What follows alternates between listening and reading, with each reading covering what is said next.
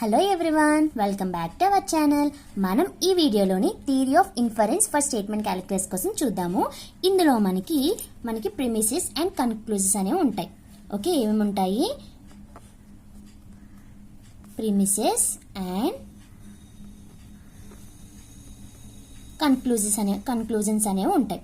మనం ప్రిమిసెస్ని యూజ్ చేసుకొని కన్క్లూజన్ అనేది మనం తేవాలన్నమాట. ఫర్ ఎగ్జాంపుల్, మనకి P and P conditional Q అనేది ఉంది. ఈ రెండు ప్రిమిసెస్, దీని నుంచి మనం ఏం చేయాలి? కన్క్లూజన్ అనేది ఇలా మనం రావాలన్నమాట. క్వశ్చన్ ఇచ్చేస్తారు, మనకి ప్రిమిసెస్ ఇస్తారు, ఇది కన్క్లూజన్ అని ఇస్తారు. మనం ఏం చేయాలి? యూజింగ్ ట్రూత్ టేబుల్స్ అంటే ట్రూత్ టేబుల్ యూజ్ చేసుకొని ఈ రెండు ప్రిమిసెస్ యూజ్ చేసుకొని మనకి క్యూ అనేది మనకి రావాలన్నమాట. అదొకటి. నెక్స్ట్ ఏంటి? వితౌట్ యూజింగ్ అంటే మనం ఫార్ములాస్ యూజ్ చేస్తాం. ఓకేనా? ఫస్ట్ మనం క్వశ్చన్ అనేది చూద్దాం. ఇది మనకి క్వశ్చన్ అనమాట. అంటే ఏంటి? Using truth table show that the conclusion. ఇది మనకి నెగేషన్ పి అనేది కన్క్లూజన్ ఇచ్చారు. ఈ కన్క్లూజన్ మనం చూపించాలన్నమాట. లాస్ట్గా ఆన్సర్ అనేది కన్క్లూజన్ మనకి రావాలి. వేటిని యూజ్ చేసుకొని ప్రిమిసెస్? నెగేషన్ క్యూనా, పి కండిషనల్ క్యూ. ఈ రెండింటిని యూజ్ చేసుకొని మనం కన్క్లూజన్ అనేది తేవాలి యూజింగ్ ట్రూత్ టేబుల్ అనమాట. ఫస్ట్ మనం ఏం చేస్తాము? Given negation Q and H2 ఏంటి? P conditional Q. ఇది మనకి రెండు ఏంటి? ప్రిమిసెస్. అండ్ కన్క్లూజన్ ఏంటి? ఇది మనకి కన్క్లూజన్. ఇప్పుడు మనం ఏం చేస్తామంటే ట్రూత్ టేబుల్ని కన్స్ట్రక్ట్ చేయాలి. ఎవరెవరికి? ప్రిమిసెస్కి, కన్క్లూజన్కి. So we have to construct a truth table for the premises and conclusion. ఇప్పుడు మనం ట్రూత్ టేబుల్ అనేది చూద్దాం. P Q H1 H2 C. ఇక్కడ మనకి P అండ్ H1 ఏంటి? Negation Q, P conditional Q. ఇది మనకి నెగేషన్ P, అంతే కదా? H1 H2 అండ్ అదే conclusion, that is negation P అని మనం రాసుకున్నాం. ఇప్పుడు మనం ట్రూత్ టేబుల్ రాద్దాం. True true, true false, false true, false false, ఇలా రాసుకున్నాం కదా. ఇప్పుడు మనం నెగేషన్ క్యూ. నెగేషన్ క్యూ అంటే ఏంటి? క్యూకి నెగేషన్ ఏంటి? మనకి false true, false true. P conditional Q అంటే ఏంటి? P conditional Q. ఇది ట్రూ అవుతుంది. ట్రూ ఫాల్స్ వస్తే మనకి ఇది ఫాల్స్ అవుతుంది. ఫాల్స్ ట్రూ ఉంటే ట్రూవే, ఫాల్స్ ఫాల్స్ ఉంటే ట్రూ. ఇప్పుడు మనకి నెగేషన్ పి. నెగేషన్ పి అంటే ఏంటి? దీని కదా ఫాల్స్, ఫాల్స్ ట్రూ, ట్రూ. ఇప్పుడు మనకి చూడండి,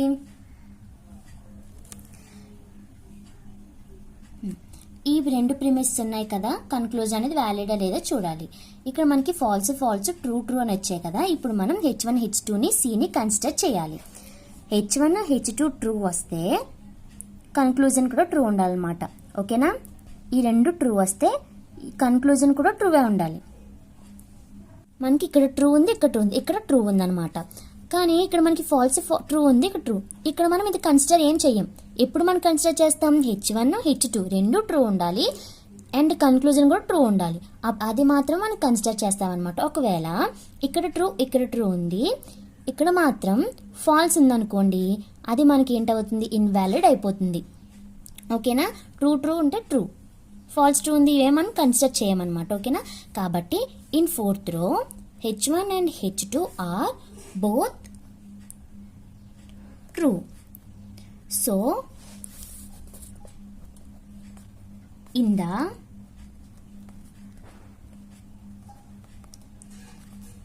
corresponding row the conclusion C also true.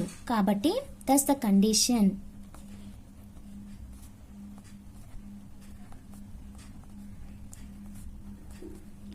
is valid. ఆ కండిషన్ ఏంటి? మనకి క్వశ్చన్ ఉంది కదా, నెగేషన్ క్యూ,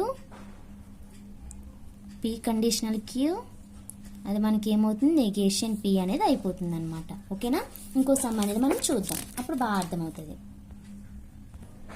మనకి ఇలా వచ్చింది కాబట్టి మనం ఏం చేస్తాము, ఇప్పుడు ఫస్ట్ మనం పీ రాసుకున్నాము, క్యూ ఎందుకు ఇక్కడ హెచ్1 అలా ఉన్నాయి కదా, మనకి H1 H2 అనేది రెండు ఇచ్చారు, ఇది క్యూ అనమాట. మనం ఈజీ ఇలా రాసుకోవడం మనకి ఫస్ట్ నుంచి అలవాటు కాబట్టి మనం ఇలా రాసుకుంటున్నాం అనమాట.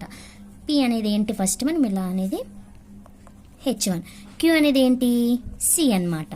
ఇక్కడ మనకి పీ ఏంటి ట్రూ, ఫాల్స్ అదే కదా, ట్రూ ఫాల్స్, ఇది క్యూ అనేది true false. P conditional Q అంటే ఏంటి, మనకి ఇది ట్రూ ఫాల్స్ వచ్చినప్పుడు మాత్రమే ఫాల్స్ ట్రూ వస్తే ట్రూ, ఫాల్స్ వచ్చినప్పుడు కూడా ట్రూ. ఇప్పుడు మనం ఏం చేస్తాము అంటే H1 H2 అనేది ట్రూ అయినప్పుడు సి కూడా ట్రూ అవ్వాలి, ఓకేనా. H1 H2 ట్రూ అయింది, సి కూడా మనకి ట్రూ అయింది. నెక్స్ట్ చూడండి, ఇంకేమైనా H1 H2 అనేది ట్రూ అయిందా, ఇంకేమీ అవ్వలేదన్నమాట. H1 H2 ట్రూ అయితే అంటే రెండు ట్రూ అవ్వాలి, అండ్ అలాంటప్పుడు సి కూడా ట్రూ అవ్వాలి, అప్పుడే మనకి అది వ్యాలిడ్ అవుతుంది అనమాట. సో మనం ఏం రాస్తాం, in the first row H1 and H2 are both true, in the corresponding row the conclusion also true. కాబట్టి ఇది మనకి ఏమవుతుంది, వ్యాలిడ్ కండిషన్ అవుతుంది. దేర్ఫోర్ H1 H2 ఇలా రాసుకొని ఇది కన్క్లూజన్ రాస్తాం అనమాట. ఇంకా ఎగ్జాంపుల్ చూద్దాం. సేమ్ ఇదే కదా, ఇలాంటిదే కదా, పీ కండిషనల్ క్యూ. ఇక్కడ మనకి ఇది సి, క్యూ అనేది ఏంటి H2, పీ కండిషనల్ క్యూ అంటే H1. ఇప్పుడు మనం ఏం రాస్తాము, true false, true false. P conditional Q అంటే ఏంటి, మనకి ట్రూ ఫాల్స్ అంటే ఫాల్స్, ట్రూ. ఇప్పుడు మనం ఏం చేస్తాం, H1 H2 అనేది ట్రూ ఉండాలి, కన్క్లూజన్ కూడా ట్రూ ఉండాలి, అది కదా మన కండిషన్. ట్రూ ఇది ట్రూ ఉంది, ఓకే.